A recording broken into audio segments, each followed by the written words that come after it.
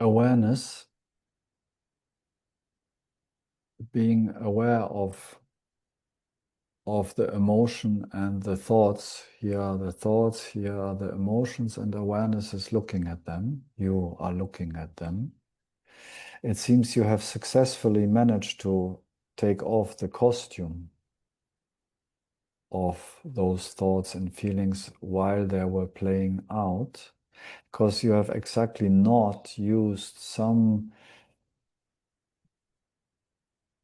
conceptual ideas about your emotions. You allowed yourself to express yourself unfiltered. Awareness was there, you were there while it was happening. So in the very expression, you already were seeing this emotion, those thoughts for what they are, that they maybe belong to ignorance. And in a way, because you were there as awareness, the power, the binding power, the ignorant power in them was kind of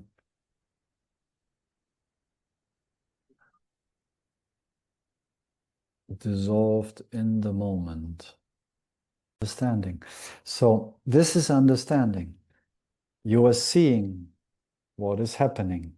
Mm. You know, you are aware of what is happening. The seeing of it is the understanding. And in the seeing, you really understood for this particular situation that you don't need this emotion, that it's an ignorant way of seeing on behalf of a separate self, but you needed to see it, and it's hard to see it if you don't express it. In your case, particularly, if you have learned your whole life to withhold what is inside of you, and it was exactly justified or excused or suppressed by I cannot say that, or this is not okay, or this is some version, even maybe without the thought, is just so second nature that I cannot express myself. That exactly there is some limiting filter, some stopping of it. So it couldn't actually be enlightened, literally. But now it was enlightened. And that can be on the level of thought. When thought is allowed to flow freely, that's why we're practicing to allow thought to flow freely. We don't try to suppress thought. We don't try to stop thought. We want to bring understanding, freedom to thought. And expressing the thought is just another way of thinking. And sometimes it's needed. Sometimes it's important to express it. And then the question is if you are here, and that's what makes the whole difference. And you cannot force yourself to be here knowingly. This is where the understanding comes in. Ignorance switches on or off. Thank God it was off. So you were not in ignorance, but traces of ignorance were playing out in your experience. It's like the fan above me, no? When I switch it off and someone comes in, it's like, oh, your fan is on. No, it's off. Classical Indian story in Advaita, no? And then we can fight. No, it's off. Ignorance was off. You were there as awareness. But the old separate me was also there, playing itself out. So this is understanding. And then the same situation will not have the power to make you angry or desperate again. That's it. And in that sense, you are free of that knot. And many similar situations will not have the power. This is understanding, and understanding is exactly not thinking, oh, this is not real, da, da, da, da, da. All of that is self-inquiry that can help me to remind myself. But the real understanding is in silence, is the seeing of the situation, is the awareness of it. That's the understanding. The understanding enables you to be there, to be present with it.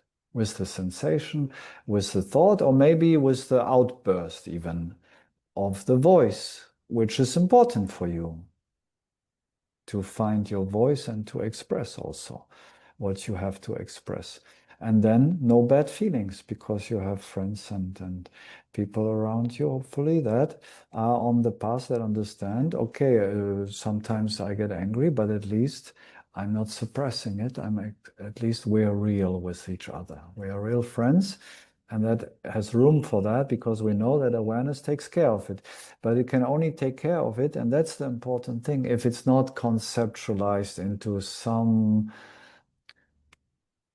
package, how it should be, how I should be when I'm enlightened. I have no more emotions. Emotions are only for the non-enlightened ones, and la la la la la la la la la, and it's all fake.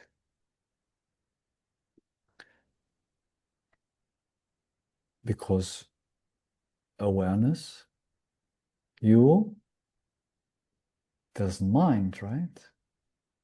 It's fine with it. This is the real, it's really fine with it. It's not telling itself that it's fine with it. And the honesty is also there because it had to be there. I would infer the honesty that I don't actually enjoy. I don't enjoy to be desperate and angry for this nonsense. There is this is, I'm just translating the understanding in a way. And this true seeing that I'm not enjoying to fall for this trap of ignorance finishes it up. But it's hard to see it without it coming to the surface in thought, in feeling, or even in expression. And in that sense, the unreal, the false has been made real. It has been transformed, transmuted into understanding. The non-dual understanding was transposed into your humanness, into your feelings, into your thoughts, into your expression of your humanness. That is the embodiment. That is the applied non-dual understanding, which does not mean applied non-dual understanding is I will never have an emotion again. I'm never angry again. The awareness, the seeing of it takes care of it. And maybe if it would have still some knot, it didn't have now. So the seeing already took care of it. Sometimes when the emotion passes, when the wave passes, that blinds us, that has the power still to blind us, that I cannot see clearly. Afterwards, when the wave has passed, is a moment for self-inquiry again, and to look, and also to look into the situations like, okay, what actually was the trigger that made me kind of switch from intelligence to ignorance again? And then I can also investigate the situation and see where it possibly still had the power, and I can bring the understanding later to the situation. But most powerful is like you described it.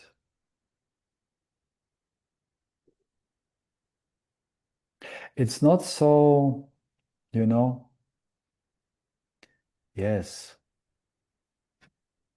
anger is 95% separate self, no?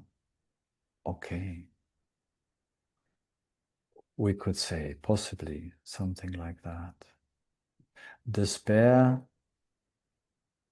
99% maybe. You could say Jesus was in despair. No, Father, Father, why have you forsaken me? No? This last 1% of despair was dismantled in understanding on the cross, so to speak. So yeah, it's okay to know that certain emotions are most likely belonging to the separate self, but just knowing that and then inferring, because this is what the ego does. And this is what we have so often on the spiritual path and the self-improvement and religion. It's like, okay, this emotion is wrong. I cannot have it. So I'm going to make sure that I don't have that emotion in the future. And there I suppress it. There, the ego just takes a new form. The separate self takes a new form. and the understanding is not there. So over and over and over again, possibly for my whole life, the same situations will trigger me. And I will get every time angry, and every time like, I cannot get angry. No, I'm such a good person. And every time it's still, oh, this contraction is happening. Because you cannot make it go away by just putting another layer of concepts, of ideas on top of it. It has to be truly enlightened, so to speak. And then it takes care of the whole range of ignorant emotions that are coming up in us, and they get less and less and less because they're truly seen through in understanding. But it doesn't mean, as you know, as